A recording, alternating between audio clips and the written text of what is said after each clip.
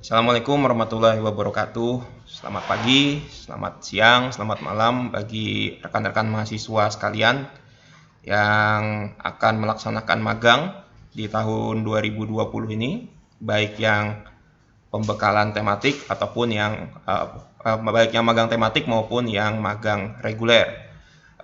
Di sini saya Bimantio akan membawakan materi pembekalan tentang utilitas pabrik, terutama di bagian steam dan power plant. Jadi di pabrik tempat Anda magang itu bukan hanya proses utama yang tersedia, tapi juga proses yang mendukung supaya pabrik tersebut bisa berjalan dengan normal, ya. Jadi bukan misalkan Anda magang di pabrik kelapa sawit, itu bukan hanya bicara tentang CPO, bukan hanya bicara tentang sterilizer, jembatan timbang, tapi ada hal-hal di balik itu yang menyebabkan pabrik itu bisa berjalan. Jadi ketika Anda magang nanti, jangan hanya fokus ke proses utama, tapi minta juga kepada orang sana, jalan-jalanlah minimal ke area utility, gitu ya. Karena setiap pabrik itu pasti punya area utility, gitu. Jadi ketika Anda dapat memahami dengan baik area utility ini, maka secara tidak langsung itu Anda sebenarnya nanti bisa bekerja di semua jenis pabrik. Karena semua jenis pabrik itu pasti mempunyai unit utility. Nah, yang termasuk dalam unit utilitas ya, atau unit pendukung, nah, di sini itu misalkan ada 6 yang utama, tapi bisa juga lebih, ya. Mulai dari unit pengolahan dan penyediaan air, ya, karena setiap pabrik itu pasti butuh air, ya, sehingga harus ada yang menyediakan dan harus ada unit yang mengolahnya. Lalu ada unit pembangkit steam atau uap, biasanya ini kebutuhannya misalkan di sterilizer, ya, atau di digester. Nah, ini fungsinya selain untuk pemasakan juga biasanya untuk melakukan pemanasan. Lalu ada juga unit penyedia udara. Ada unit penyedia listrik, karena setiap pabrik pasti membutuhkan yang namanya listrik, ya. Ada unit refrigerasi, ini unit penyedia air dingin. Kalau steam itu unit penyedia udara panas, sementara refrigerasi ini unit penyedia air dingin untuk pendingin. Dan terakhir ada unit pengolahan limbah, ya. Jadi hasil produksi itu pasti menghasilkan limbah. Nah, limbahnya itu tentu tidak bisa dibuang begitu saja, harus diolah terlebih dahulu sebelum dibuang ke lingkungan. Nah, tapi tidak semua pabrik itu memiliki ke-6 unit ini, ya. Tergantung dari skala pabriknya. Pabrik besar biasanya semua ini ada di areanya. Terutama pabrik kelapa sawit yang jauh dari kota, itu biasanya mereka menyediakan semua unit ini. Tapi misalnya pabrik yang di dekat kota, itu biasanya tidak semua. Misalkan listrik, mereka mungkin cukup beli dari PLN saja, sehingga mereka tidak menyediakan unit sendiri untuk membangkitkan listrik. Atau air, mereka cukup ambil dari pam PDAM. Tapi misalkan di pabrik kelapa sawit yang jauh dari mana-mana, itu biasanya air mereka mengambil dari sungai, dari laut, dan sebagainya. Sementara listrik mereka mengambil dari boiler, dari genset, atau dari generator. Ya, sehingga Anda nanti selama magang, Anda juga harus mengetahui unit-unit ini, gitu kan. Tapi mungkin tidak semua ada. Tapi yang biasanya umum paling sering ada itu adalah air, steam, listrik, dan udara, dan limbah. Ya, kalau refrigerasi itu tergantung pada jenis pabriknya, apakah dia memerlukan air dingin atau tidak.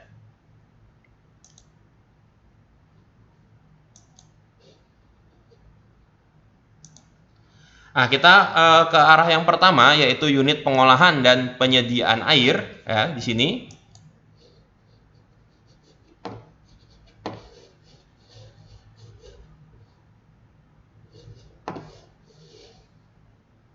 Oke, unit pengolahan dan penyediaan air, di sini pertama fungsinya itu untuk sebagai alat atau air pendingin, ya, air pendingin alat proses, ya. Jadi salah satu fungsi air di pabrik itu pertama untuk sebagai pendingin alat, misalkan alat-alat yang diinginkan, misalkan seperti reaktor, heat exchanger, alat penukar panas, kondenser untuk mengembunkan, itu pasti butuh pendingin. Air untuk keperluan umum, karena air juga kita perlukan selain untuk keperluan pabrik, juga untuk yang bekerja di sana. Misalkan air untuk di kantor, di perumahan, atau kebutuhan administrasi. Ada juga air bukan hanya sebagai pendingin, tapi memang air itu digunakan untuk proses. Misalkan dimasukkan ke dalam tangki pencampur, kita mencampurkan air. Jadi air di sini sebagai bahan. Kalau yang di atas sebelumnya ini air sebagai pendingin, jadi dia tidak bercampur dengan bahan. Harap di sini bisa dibedakan. Nah, ada lagi air umpan boiler. Nah, ini salah satu supply bahan baku untuk memproduksi steam. Ya. Jadi air di sini, kenapa pabrik butuh air? Karena memang banyak sekali keperluan air untuk pabrik ini. Ya. Nah, sehingga Anda nanti juga akan mempelajari tentang bagaimana pabrik tersebut mengolah dan menyediakan air untuk keperluan pabriknya selain proses utama tadi. Nah, tidak ketinggalan air juga berfungsi sebagai air darurat untuk fungsi pemadam kebakaran ya di sini. Jadi banyak sekali fungsi air yang ada di pabrik sehingga butuh unit tersendiri untuk mengolah dan menyediakan air.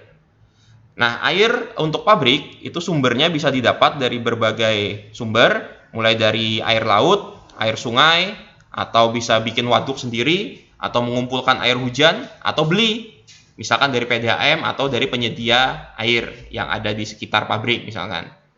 Nah, ini tergantung kebutuhannya, karena beda sumber air itu nanti akan beda unit-unit atau alat yang diperlukan untuk mengolahnya. Misalkan air laut. Air laut itu punya kadar garam yang tinggi, sehingga nanti butuh evaporasi. Kalau air sungai itu tidak asin, tidak mempunyai kadar garam, tapi dia mempunyai pengotor yang cukup tinggi. Air sungai cenderung kotor.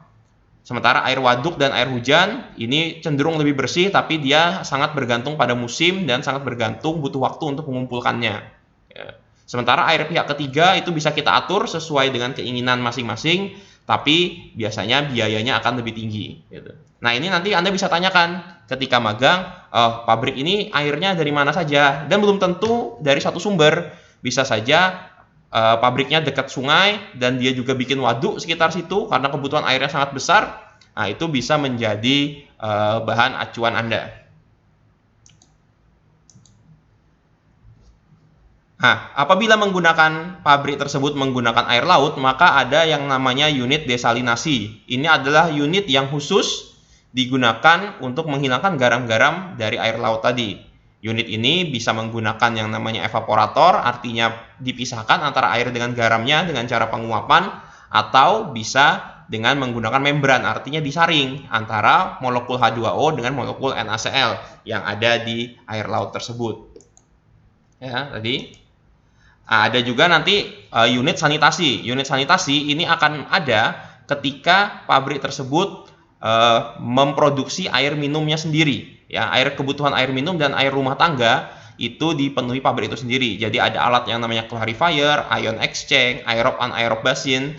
Nah, jadi misalkan pabrik tersebut ternyata air minumnya disuplai dia sendiri atau dia membuat air minum sendiri, maka akan ada yang namanya unit sanitasi. Tapi bila tidak, misalkan dia beli produk air mineral dari luar, ya dengan merek-merek seperti Aqua itu misalnya, maka unit sanitasi ini cenderung tidak ada. Gitu. Tapi mungkin unit sanitasi ada bila misalkan airnya disuplai ke rumah-rumah untuk air mandi, tapi mungkin tidak, alatnya tidak sebanyak misalkan untuk produksi air minum. Gitu.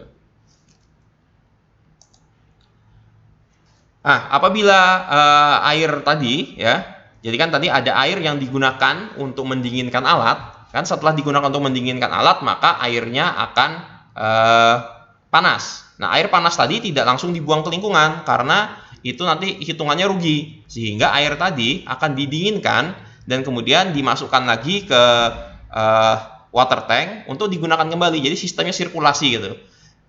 Jadi apabila ada yang bilang bahwa pabrik itu boros air, iya boros ketika pertama kali start. Jadi pertama kali start pabrik itu dia akan mengambil suplai air dari lingkungan dan kemudian setelah itu akan dibuat sistem sirkulasi. Jadi air yang sudah dipakai untuk memanaskan atau mendinginkan itu nanti akan dikembalikan. Nah, apabila pabriknya menggunakan sistem produksi bersih, maka nanti akan ada unit pendingin air proses. Ya, alatnya biasanya cooling tower atau heat exchanger. Heat exchanger itu biasanya dia didinginkan dengan chilled water, ya, air yang lebih dingin lagi. Kalau cooling tower dia didinginkan dengan udara. Nah, contoh cooling tower di perkotaan sudah banyak dipakai, misalkan di hotel-hotel atau di mall, biasanya di lantai rooftopnya atau di lantai paling atasnya itu biasanya ada semacam benda bentuknya bundar kecil, lalu ada kipas anginnya, ya, itu sebenarnya adalah pendingin, ya, untuk mendinginkan air yang digunakan di mall atau di hotel tersebut. Nah, begitupun dengan di pabrik, dia ada alat yang namanya cooling tower, sehingga air di pabrik itu sistemnya sirkulasi. Jadi pabrik itu hanya mengambil air dari lingkungan ketika misalkan terjadi kebocoran atau terjadi startup atau misalkan baru start ulang. Itu baru dia mengambil lagi. Sisanya sebenarnya pabrik itu hanya memutar-mutar air yang ada di sistemnya saja. Unit yang biasanya selalu ada itu adalah unit demineralisasi, ya. Unit demineralisasi ini biasanya ada sebelum air itu masuk ke dalam boiler, ya. Sebelum masuk ke boiler, bukan hanya dihilangkan garamnya, bukan hanya dihilangkan kotorannya, tapi untuk boiler itu mineral-mineral dalam air itu harus dihilangkan. Sehingga air yang masuk ke boiler itu adalah murni molekul H2O, ya. Karena boiler itu nanti beroperasi pada suhu yang sangat tinggi, ya. Suhu yang sangat tinggi itu akan memacu mineral-mineral tersebut untuk membentuk kerak. Apabila berkarat, itu nanti akan merusak sistem perpipaan. Sehingga butuh yang namanya unit demineralisasi. Ini biasanya ada satu step sebelum masuk umpan boiler, ya.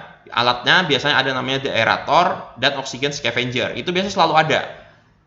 Bila pabrik tersebut ada boiler, pasti ada deaerator dan ada oxygen scavenger. Itu Anda nanti bisa cek di tempat magang Anda. Ya, ini bisa jadi suatu ilmu pengetahuan bagi Anda nanti ketika magang, bahwa bukan hanya proses utama yang Anda tahu, ya, tapi proses-proses samping yang kenapa pabrik tersebut bisa jalan itu sebenarnya ada di unit utilitas ini. Bagian kedua yaitu ada unit pembangkit steam, ya. Jadi air tadi salah satu fungsinya itu adalah sebagai bahan baku untuk memproduksi steam. Steam ini fungsinya sebagai media pemanas, ya, untuk alat-alat proses yang ada di pabrik. Jenis steam ada dua, ya, saturated steam dan superheated steam. Saturated itu secara bahasa artinya steam jenuh, artinya steam yang baru mendidih, ya, steam yang baru berubah dari air menjadi uap, sehingga energi panas latennya itu sangat tinggi sekali. Sementara superheated steam itu steam kering, ya, artinya steam kering, steam yang sudah dipanaskan. Secara suhu dia tinggi, tapi secara energi dia rendah. Sehingga di sini nanti di pabrik itu ada dua jenis steam, ya, tergantung kebutuhannya. Jadi bila butuh energi yang besar, itu nanti dia akan menggunakan saturated steam. Biasanya ini nanti dipakai untuk memutar turbin adalah saturated steam. Sementara superheated steam yang lebih memacu kepada suhu itu nanti diperlukan sebagai pemanas, ya. Karena saturated steam ini biasanya temperatur suhunya itu hanya berkisar 100 derajat. Ya, di sekitar titik didih air. Tapi superheated steam itu Anda bisa teruskan sampai suhu berapapun yang Anda mau, ya, karena keperluannya berbeda. Nah, begitu pula dengan steam, ya, seperti air, ya, begitu pula dengan steam. Steam yang ada itu tidak langsung dibuang ke lingkungan begitu saja, karena steam yang sudah dipakai, ya, apabila steam itu sudah dipakai maka energinya akan hilang dan suhunya akan turun, sehingga nanti steam itu akan mengembun, ya, karena terjadi pengurangan energi dan penurunan suhu, maka terjadi yang namanya kondensasi. Steam yang awalnya gas itu nanti akan mengembun menjadi cairan. Cairan itu nanti dikembalikan lagi ke deaerator untuk diproses ulang dan nanti akan dipakai lagi untuk bikin steam. Nah, jadi sebenarnya steam pun dia ada yang namanya sirkulasi, sistem sirkulasi. Jadi sebenarnya pabrik itu apabila pabrik itu benar-benar hemat, maka dia air dan steam itu akan ada sistem sirkulasinya. Tidak hanya sekali pakai, gitu. Karena kalau sekali pakai kerugiannya akan luar biasa. Nah, steam yang menjadi mengembun itu namanya adalah kondensat. Ya, kondensat itu nanti dikembalikan lagi ke deaerator atau ditampung ke tangki dulu. Nah, sehingga supply steam, bahan baku steam itu nanti bisa diganti oleh yang namanya make up water, ya. Jadi tidak selamanya sumber bahan baku air demin, sumber bahan baku steam, air yang setelah didemineralisasi itu namanya air demin, itu selalu mengambil dari supply air, tidak, tapi hanya apabila ada kekurangan, gitu. Karena sebenarnya steam itu adalah sistem sirkulasi. Oke, itu tadi dari air dan steam. Yang tidak kalah penting itu ada yang namanya unit penyediaan listrik, ya. Apa fungsinya listrik? Selain untuk menyalakan lampu pabrik ya, juga untuk menggerakkan alat-alat, misalkan pompa, kompresor, pengaduk, dryer, itu semua perlu listrik, ya. Dan selain untuk misalkan instrumentasi, belum lagi kebutuhan rumah tangga segala macam ya. Nah, listrik di pabrik itu sumber penyediaannya banyak. Yang paling gampang tentu beli dari PLN ya. PLN kenal listrik industri. Ya, itu beda, listrik industri beda dengan listrik rumahan. Listrik di industri itu harganya lebih mahal, tapi mereka kalau misalkan PLN ada gangguan, mereka akan diberitahu lebih dulu, tidak seperti listrik perumahan yang langsung dimatikan saja. Yang kedua, ada menggunakan yang namanya steam turbine generator. Jadi, steam yang dihasilkan selain digunakan untuk pemanas, juga digunakan untuk memutar turbin. Ya. Turbin berputar, kemudian energi dari putaran itu disimpan di dalam kapasitor. Kapasitor itu menghasilkan listrik sehingga nanti bisa disebarkan listriknya. Jadi, menggunakan putaran turbin. Turbinnya diputar oleh steam.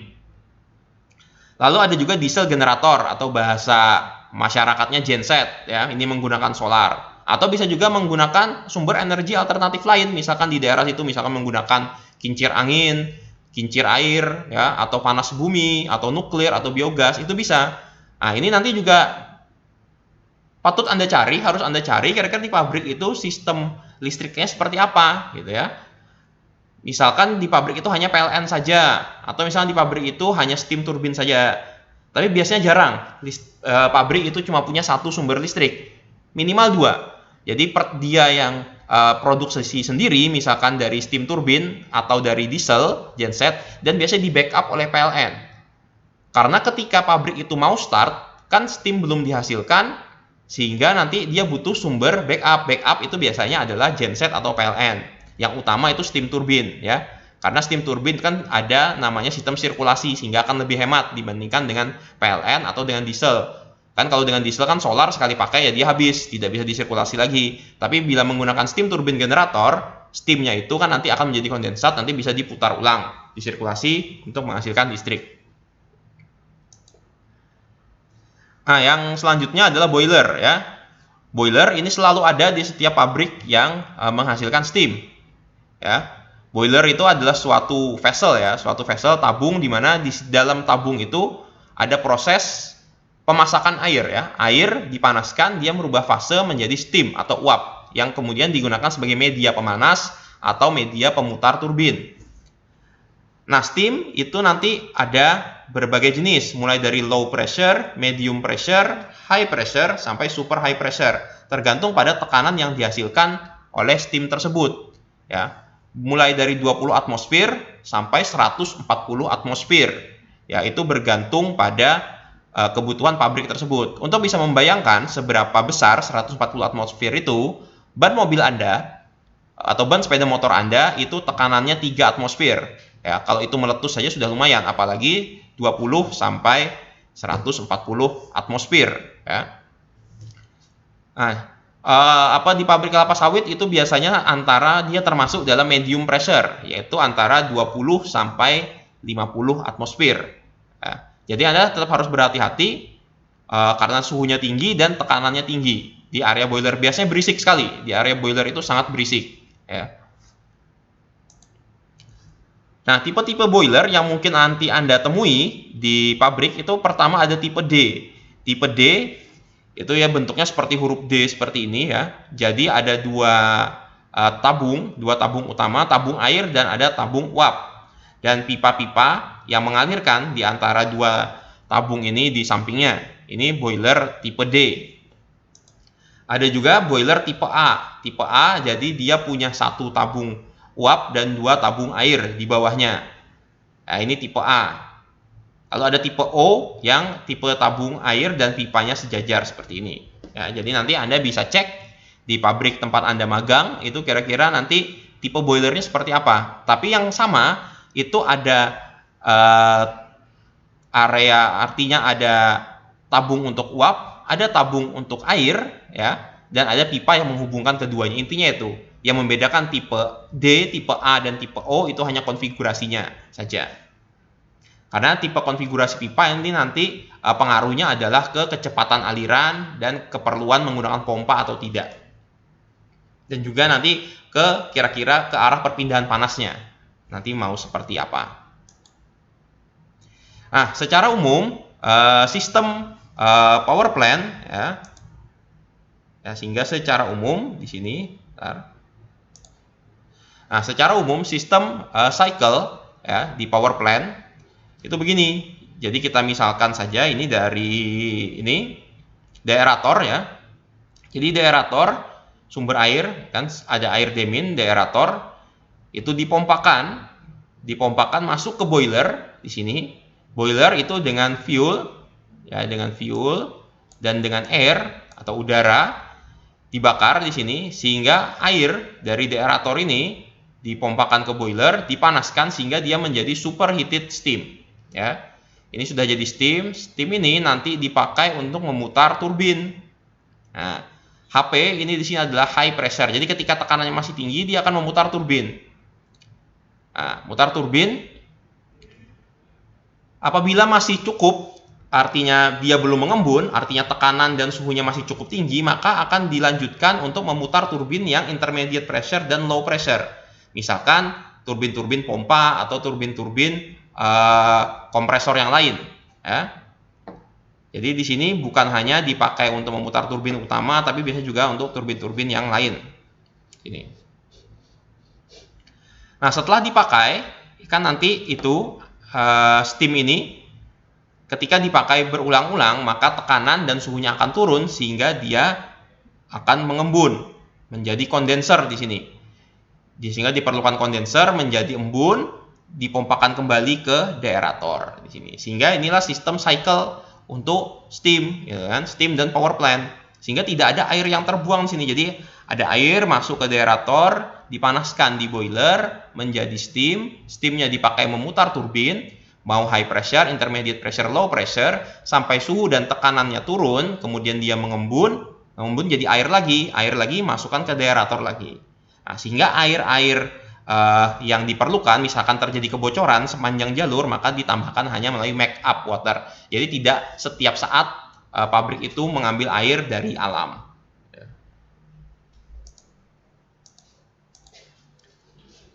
Ya, ini adalah contoh gambar dari deaerator yang mungkin nanti akan Anda temui di pabrik. Deaerator itu biasanya terdiri dari dua bagian, yaitu bagian pertama ini bagian oksigen scavenger, artinya untuk menghilangkan kandungan-kandungan oksigen bebas yang ada di air, dan juga di bagian bawah adalah penampung yang biasanya penambahan bahan kimia. Ya, bahan kimia biasanya untuk penyesuaian pH dan juga biasanya untuk mencegah supaya tidak terjadi korosi di sini, ya. Jadi bagian atas ini biasanya nanti air yang masuk ini akan diinjeksi steam untuk menghilangkan oksigen bebas ya. Sehingga O2 yang bebas itu akan hilang supaya tidak terjadi karat, lalu kemudian dia akan mengalir ke bawah. Ini ditambahkan injeksi biasanya amin untuk menjaga pH itu sekitar 9 sampai 9,7. Ya, bagian boiler yang lain itu ada yang namanya steam drum ya. Steam drum ini kan adalah area tempat untuk menampung steam yang sudah jadi. Nah, ada yang namanya steam drum. Jadi steam yang sudah jadi itu nanti akan ditampung dulu di steam drum, baru kemudian dialirkan untuk berbagai keperluan. Nah, biasanya ada lagi yang namanya mud atau water drum. Ini biasanya untuk menampung kotoran-kotoran yang mungkin masih ada di steam drum atau water drum.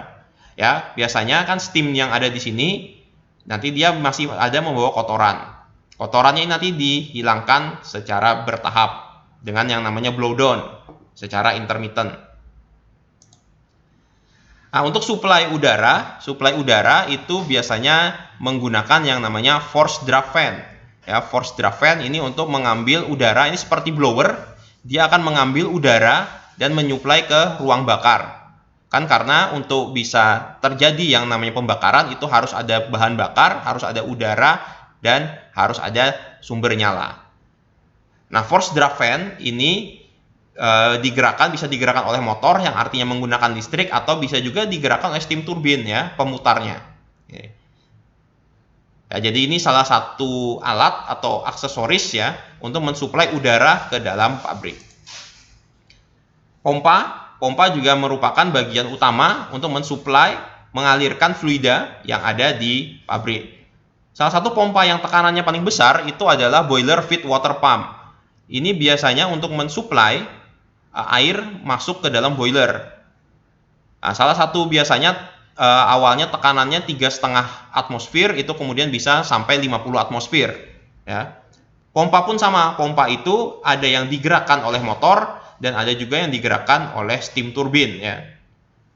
Jadi pompa itu sebenarnya ada dua bagian, bagian yang ada fluidanya, bagian yang ada airnya, itu yang bagian yang ada impellernya atau yang ada baling-balingnya. Nah, baling-baling itu digerakkan bisa oleh motor, bisa juga oleh steam turbin. Yang terakhir itu ada yang namanya economizer, atau ini biasanya ada di dekat cerobong dari pengeluaran boiler. Nah, economizer ini fungsinya untuk memanaskan air yang sebelum masuk ke boiler. Jadi kan uap yang hasil dari pembakaran itu biasa suhunya masih tinggi. Suhunya bisa sekitar 200 derajat. Nah, suhu yang masih tinggi itu apabila dirilis ke lingkungan dalam bentuk uap panas atau sisa hasil pembakaran, itu akan membahayakan sekitar. Sehingga panasnya itu biasanya digunakan untuk memanaskan dulu air boiler sebelum masuk ke dalam boiler yang sebenarnya. Jadi semacam preheating, ya. Sehingga nanti uap atau hasil pembakaran itu yang keluar ke lingkungan itu suhunya akan turun. Mungkin nanti jadi sekitar di bawah 150 derajat Celcius. Nah, sumber nyala untuk boiler itu menggunakan alat yang namanya gun burner. Ya, seperti pemantik, ya. Jadi kan dari segitiga api, sistem segitiga pembakaran itu kan butuh yang namanya bahan bakar, ya. Bahan bakar boiler ya itu bisa menggunakan solar, bisa menggunakan bensin, atau bisa menggunakan apapun bahan bakarnya, tapi juga butuh udara dan juga butuh yang namanya sumber titik nyala atau gun burner ini biasanya. Ya. Ini seperti pemantik, bentuknya gun burner. Let down system ini bisa ada bisa tidak, tapi biasanya let down system ini apabila kita ingin menurunkan suhu steam yang digunakan. Jadi misalkan steam setelah digunakan ternyata suhunya masih tinggi dan tekanannya masih tinggi, tapi tidak ada lagi alat yang memakai steam itu, maka akan dimasukkan ke dalam let down system sehingga dipaksa. Jadi ada semacam valve yang akan menurunkan tekanan dan suhu dari steam tersebut sehingga dia akan menjadi kondens, menjadi embun nantinya. Tapi misalkan steam itu setelah dipakai memutar turbin ternyata suhu dan tekanannya masih tinggi, biasanya akan dipakai lagi untuk memutar turbin-turbin yang lebih kecil. Nah, sehingga di sini tidak ada energi yang terbuang, sehingga pabrik itu cenderung sangat efisien dalam penggunaan energi. Nah, boiler itu biasanya setelah digunakan itu nanti akan kotor area pembakarannya. Biasanya untuk membersihkannya ada yang namanya soot blower. Ini bisa ada, bisa tidak. Soot blower itu dia akan menggunakan biasanya medium steam, semacam ditembakkan, sehingga nanti kotoran-kotoran, biasanya jelaga-jelaga, itu nanti akan hilang menggunakan alat yang namanya soot blower. Ya, ini salah satu contoh sistem bagaimana steam itu bekerja di suatu pabrik. Mulai dari super high pressure steam, medium pressure, low pressure. Nah, jadi steam itu bukan hanya digunakan, misalkan ini dari steam yang sangat tinggi, nanti dia digunakan mutar turbin, dia turun tekanannya jadi high pressure dipakai untuk mutar turbin-turbin yang lain. Jadi misalkan pabrik itu steamnya kebutuhannya berbagai tekanan, misalkan ada 4 jenis tekanan, dia tidak menggunakan 4 boiler, tapi boilernya biasanya 1 dan disetting ke tekanan yang paling tinggi. Nanti tekanan yang paling tinggi ini nanti akan dipakai untuk mutar turbin yang paling besar. Nanti ketika sudah mutar turbin paling besar, tekanannya turun, nanti dipakai untuk turbin-turbin yang butuh tekanan lebih rendah. Begitu seterusnya. Jadi penggunaan steam di pabrik itu biasanya juga sangat efisien. Jadi walaupun pabrik itu butuh steam yang dalam berbagai tekanan, misalkan dia butuh 10 jenis steam dengan 10 jenis tekanan, bukan berarti boilernya ada 10. Boilernya biasa hanya 1, paling banyak 2. Dan settingnya biasanya ada di tekanan yang paling tinggi. Nanti kemudian baru diatur tersendiri. Ya, baik, itu materi tentang unit utilitas untuk pembekalan Anda selama magang nanti. Jadi jangan hanya berfokus pada proses-proses utama, tapi mampirlah juga ke proses-proses unit utilitas. Karena dimanapun nanti setelah Anda lulus ini, Anda juga bisa masuk ke dalam area utilitas apabila Anda mau memahami dan mempelajari ini lebih dalam, karena setiap jenis pabrik itu pasti ada unit utilitasnya. Saya akhiri untuk pembekalan magang bagian saya. Assalamualaikum warahmatullahi wabarakatuh.